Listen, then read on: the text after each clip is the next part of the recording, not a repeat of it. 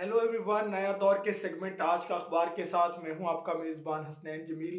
आपको मालूम है कि हम अखबारात में से आपके लिए वो खबरें लेकर आते हैं जो बहुत अहम पब्लिक, पॉलिटिकल और इकोनॉमिक अफेयर होते हैं और वो अखबारात के किसी कोने खुदरे में छिपे हुए होते हैं, लेकिन आपका उनके बारे में जानना बहुत ज़रूरी है। तो उसी तरह की 3 खबरें हम आपके साथ आज फिर शामिल करेंगे। तो सबसे पहली खबर हम रोज़नामा जंग से शामिल करेंगे, जहाँ पर आपको पता है कि पीपीएससी का पिछले दिनों एक पेपर लीक स्कैंडल सामने आया, जिसमें मज़ीद कुछ इंकशाफात किए गए हैं। तो जंग की खबर के मुताबिक कि पेपर लीक स्कैंडल के अंदर मुलज़िमों के मोबाइल कॉल से बहुत ज़्यादा सनसनीखेज़ इंकशाफात हुए हैं, जिसमें कहा गया है कि तहसीलदार की सीटें भी बुक होती रहीं और एनटीएस के पर्चे भी फ़रोख्त होते रहे। ये आपको मैं बताते चलें कि पीपीएससी एक अलग से इम्तिहान लेती है, जबकि एनटीएस अलग से इम्तिहान लेती है। तो ये दोनों जो इदारे हैं, ये गवर्नमेंट की भर्तियाँ करते हैं मुख्तलिफ जो सीटों के ऊपर। तो अभी की एक रिपोर्ट के मुताबिक जो एंटी करप्शन ने पंजाब ने एक पिछले दिनों एक स्कैंडल पकड़ा है पीपीएससी का, तो उसके अंदर कुछ मज़ीद कार्रवाई की गई, तो उसके अंदर बहुत ज़्यादा इंकशाफात हुए, जिसमें कहा गया कि एंटी करप्शन पंजाब ने पंजाब पब्लिक सर्विस कमीशन के पेपर लीक स्कैंडल में मुलज़िमों की मोबाइल फ़ोन की जो कॉल्स थी, उनसे मज़ीद इंकशाफात किए हैं।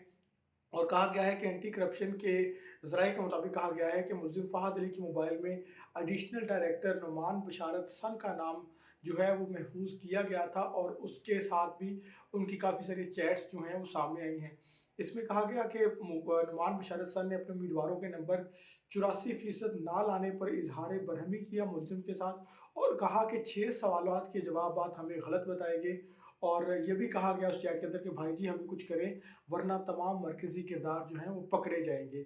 उसके बाद व उसके उसके जवाब में मुल्ज़िम फ़हद ने जवाब दिया कि मरकज़ी किरदार कुछ और हैं, हम तो सिर्फ़ छोटा-मोटा फ़ायदा उठा रहे हैं। उन्होंने नौमान बशारत साहब से कहा, यानी कि एक पूरा माफ़िया है, एक पूरा गैंग है। ये जो गज़नफ़र साहब और फ़हद वग़ैरह ये पकड़े गए हैं, जो चंद एक छोटे-छोटे ये जो किरदार हैं, ये इनके अभी नाम सिर्फ़ सामने आए हैं, लेकिन एक बहुत बड़ी तादाद है इस पूरे स्कैंडल के अंदर।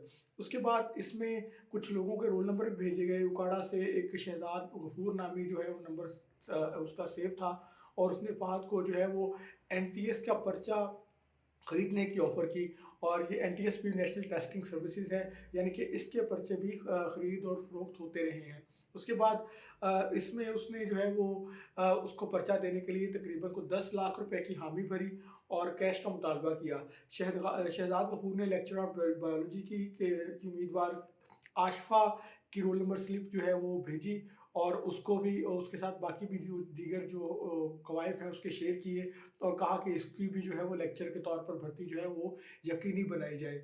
साथ ही साथ मुलज़िम फ़हद और regional director PPSC Bahawalpur Furqan Ahmed की चैट भी मंज़र-ए-आम पर आई है। ये जब एंटी करप्शन ने पूरी रिपोर्ट जारी की है, उसमें कहा गया है कि मुलज़िम फुरकान ने तकरीबन 3 अफराद भर्ती करवाने का कहा, जबकि मुलज़िम फ़हद ने टॉप 5 में से उम्मीदवारों की गारंटी दी कि आपके टॉप 5 हो जाएँगे, तो आपको इसमें टेंशन नहीं है। तो ये जो खरीदो-फ़रोख्त का सिलसिला है सीटों का, ये 5 से 10 लाख रुपए में शुरू हुआ, और ये आगे बतदरीज बढ़ता-बढ़ता मुख्तलिफ इसमें स्टेक होल्डर थे, मुख्तलिफ शेयर होल्डर थे।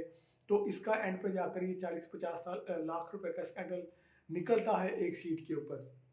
उसके बाद मुलज़िम फुरकान अहमद ने उम्मीदवार अली नासर का नाम भी भेजा, जबकि मुलज़िम फ़हद ने पेपर्स के जवाबात शेयर करने की किए, और इसके साथ-साथ मुलज़िम मुज़फ़्फ़र ने अपनी चैट में कहा कि अगर पंजाब में कोई भर्ती होगा, तो सिर्फ़ आप होंगे। यानी कि इतने ज़्यादा वो कॉन्फिडेंट थे कि हम जो है वो इस पूरे सिस्टम के साथ किस तरह खिलवाड़ कर सकते हैं, कि हम टॉप पोज़ीशन पे भी कैसे बंदे को लेके आ सकते हैं जो सिर्फ़ पैसे की बुनियाद पर भर्ती होता है।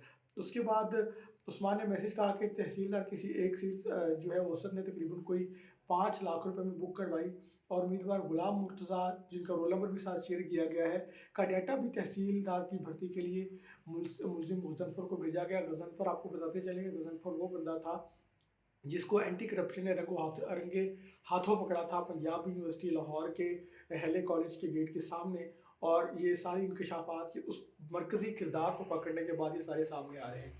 उसके बाद ये भी कहा गया कि अमेरिका से जो है वो मुलज़िम मुज़फ़्फ़र को 60 लाख रुपए की ऑफ़र हुई कि हम आपको 60 लाख रुपए देंगे, तो आप जो है वो एक बंदे को भर्ती करवा दें। उसके बाद तहसीलदार की उम्मीदवार सोनिया अली की चैट ने भी भांडा फोड़ा, जिसमें कहा गया कि आप सुबह बरकत मार्केट आ जाएँ, और बरकत मार्केट भी पंजाब यूनिवर्सिटी लाहौर के साथ एक मुल्हिका एक मार्केट है, वहाँ पर उनको बुलाया गया और ये पूरा जो केस है, ये बरकत मार्केट और पंजाब यूनिवर्सिटी का जो पूरा एरिया है इर्द-गिर्द, वहाँ पर ये सारे जो हैं वो मुल्ज़मान और सारे ये जितने भी उम्मीदवार हैं, ये सारे उनके साथ चलते-फिरते नज़र आए। साथ ही साथ ये पूरी एक लिस्ट है जिसमें उनके रोल नंबर भी शेयर किए गए हैं। कुछ कोई बाबरा टाउन का मुलाज़िम है, कोई अमेरिका से कॉलें करवा रहा है, कोई उकाड़ा से। तो यानी कि एक पूरा नेटवर्क था जो पीपीएससी और एनटीएस के पेपर्स के अंदर जो है एक पूरा स्कैंडल सामने लेकर आए हैं। तो इस पूरी सिचुएशन के बाद जो डीजी एंटी करप्शन गौहर नफीस साहब ने कहा है कि स्कैंडल में जो भी मुलव्वस हुआ उसके खिलाफ कार्रवाई की जाएगी। तो ये एक पूरा स्कैंडल है, किस तरह इलीगल भर्तियां हुई हैं सिस्टम के अंदर, किस तरह जो है वो सिस्टम के साथ खिलवाड़ किया जाता है और लोगों को मेरिट, जो लोग मेहनत करते हैं इतनी मेहनत मशक्क़त के साथ वन पेपर की तैयारी करते हैं कि किसी तरह उनकी सरकारी नौकरी लग जाए, तो उनके साथ ये इस तरह का जो है वो सलूक हुआ है। और ये आज से नहीं, तकरीबन पिछले 10 सालों से ये काम हो रहा था, ये एंटी करप्शन ने कहा है। तो अभी भी इसमें मज़ीद कार्रवाई होगी तो हम आपके साथ वो भी शेयर करते रहेंगे। दूसरी और अहम खबर, ये रोज़नामा दुनिया के मुताबिक ये भी सिंध के अंदर एक बहुत बड़ा स्कैंडल है। यही नौकरियों का स्कैंडल है, किस तरह से जो है वो मनपसंद भर्तियाँ की जाती हैं और बड़े-बड़े सियासी जो ओहदेदार हैं, वो अपने बच्चों को किस तरह नवाजते हैं। तो रोज़नामा दुनिया की खबर के मुताबिक कि सिंध हाई कोर्ट के फैसले पर अमल दरामद हुआ है और अमीन फ़हीम के बेटे समेत 14 अफसरान को ओहदों से हटा दिया गया है। इसमें यह भी कहा गया कि अफसरान को 17 ग्रेड में बराह रास्त भर्ती किया गया और Makhdoom Shakeeluzzaman member board of revenue वो तैनात थे। ये जो है मखदूम अमीन फ़हीम साहब के बेटे थे और मखदूम अमीन फ़हीम साहब जो है पीपल्स पार्टी के एक बहुत बड़े सीनियर रहनुमा भी रह चुके हैं। तो अब वो जो है वो अल्लाह को प्यारे हो चुके हैं, लेकिन उनके जो बेटे हैं, उनके ऊपर एक उनको उनकी जो भर्ती है वो गैर कानूनी करार दी गई थी और कहा गया था कि बहुत से ऐसे अफसरान हैं जिनको डायरेक्टली ग्रेड 17 में उसको उनको भर्ती कर दिया गया था और उनके पर्चे भी नहीं हुए थे और ना उनको किसी किस्म का कोई टेस्ट का सामना था। तो अब पंजाब के अंदर तो चलो फिर भी टेस्ट वो खरीदो-फरोख्त कर लेते थे, लेकिन सिंध के अंदर हमने ये देखा कि किस तरह से जो है वो सीटों की खरीदो-फरोख्त होती रही। तो सिंध हुकूमत की इस पूरी रिपोर्ट के मुताबिक सिंध हुकूमत ने अदालती हुक्म पर कलेक्टर का इम्तहान पास ना करने वाले 14 अफसरान को ओहदों से हटा दिया है और मज़कूरा अफसरान को 17 ग्रेड में बराह रास्त भर्ती किया गया था। ये कहना है दुनिया अखबार की इस रिपोर्ट के मुताबिक, ये कहना है सिंध हाई कोर्ट का। और सिंध हाई कोर्ट ने पिछले दिनों एक डिसीजन दिया था कि इन सबको जो है वो फारिग करवाया जाए। इस ज़म्न में नोटिफिकेशन जारी कर दिया गया है जिनमें कुछ नाम हैं, जिनमें special secretary local government and housing town planning Chiraguddin Hamguru, मरहूम मखदूम अमीन फ़हीम के बेटे member board of revenue Makhdoom Shakeeluzzaman और एडिशनल सेक्रेटरी तालीम गुलाम हैदर मंगरू। और एक पूरी फहरिस्त है जो बड़ी लंबी फहरिस्त है। ये कोई छोटे मोटे अहदेदार नहीं हैं, कोई 17-16 ग्रेड के कोई अफसर नहीं है, बल्कि ये तमाम अपने इदारों के इस वक्त सीनियर अफसरान हैं और उनके खिलाफ भी कार्रवाई शुरू की जा चुकी है। उसके अलावा सिंध हाई कोर्ट ने असिस्टेंट कलेक्टर का इम्तहान ना पास करने वालों के मुतालिक जो है वो दरख्वास्त की समाअत की थी, जिसमें 9 अफसरान को तहीन अदालत की कार्रवाई ख़त्म करने के लिए दायर दरख्वास्त को मुस्तरद कर दिया गया है। और साथ ही साथ ये कहा गया जो जस्टिस शफी सदीकी साहब हैं उनकी कि इन सबको फारिग करवाया जाए। उसके अलावा फाजिल अदालत का कहना था कि अदालती हुक्म पर अमल दरामद नहीं हुआ तो तौहीन अदालत की कार्रवाई कैसे ख़त्म कर सकते हैं। तो ये पूरा एक अदालती हुक्म था तो इसके ऊपर कार्रवाई नहीं हो सकती थी।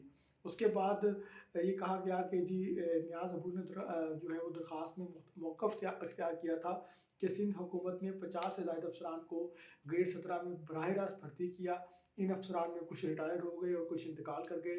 ताहाल 30 से ज़ायद अफसरान जो हैं वो मुख्तलिफ़ ओहदों पर फाइज़ हैं, तैनात हैं, जिनको अभी जो है वो अदालती हुक्म के बाइस अभी उनको फारिग कर दिया गया है। यानी कि कुछ बड़े ऐसे लोग थे जो 50 से ज़ायद अफसरान थे जिनको बराह रास्त ग्रेड 17 में उनको भर्ती किया गया था। तो वो काफ़ी देर तक इवन सीनियर पोजीशन पर रिटायर्ड हुए, कोई ग्रेड 20 में चला गया, कोई 21 में चला गया और जो अब जो है ताहाल वो तैनात हैं वो 30 के करीब हैं। यानी कि ये भी अपने डिपार्टमेंट्स में सीनियर ओहदों पर फाइज हैं।